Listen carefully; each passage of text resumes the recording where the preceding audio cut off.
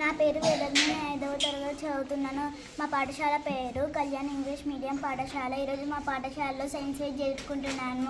నేను ఇప్పుడు రామాయణం గురించి చెప్పబోతున్నాను. ఈ రామాయణం సంస్కృతంలో వాల్మీకి రాశాడు. ఇందులో 7 ఖండాలు 24,000 శ్లోకాలు ఉన్నాయి.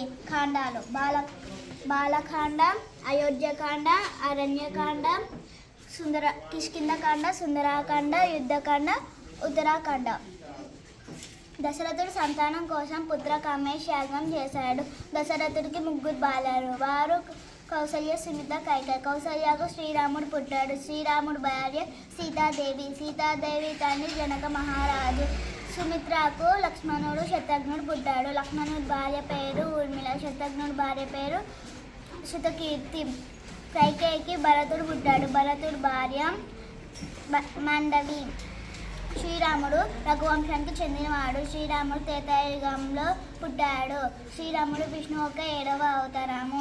ఇతను సహనం, పెద్దల పట్ల విధేయత, ధర్మాన్ని అనుసరించే అలాంటివి ఎన్నో లక్షణాలు కలిగి గొప్ప వ్యక్తిగా చేశాయి.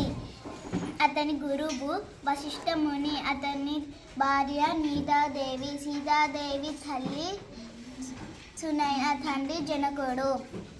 సీతాదేవి రాజ్యం మిథిలా నగరం. శ్రీరాముడు సీతాదేవి 14 సంవత్సరాలు వనవాసం చేశారు. శ్రీరాముడికి 2 కుమారులు. వారు లవ కుశం. రావణాసుడు లంక నగరానికి చెందినవాడు. రావణాసుడి చెల్లి శూర్పణఖ. రావణాసుడి భార్య మండోదరి. అతను శివభక్తుడు. అతని తల్లిదండ్రులు విశ్వవాసు, కైకసి. అతనికి 10 తలలు ఉన్నాయి. లంక నగరాన్ని నిర్మించిన వ్యక్తి మయుడు. లంక నగరానికి కాపలా వ్యక్తి లంకిని. ధన్యవాదాలు.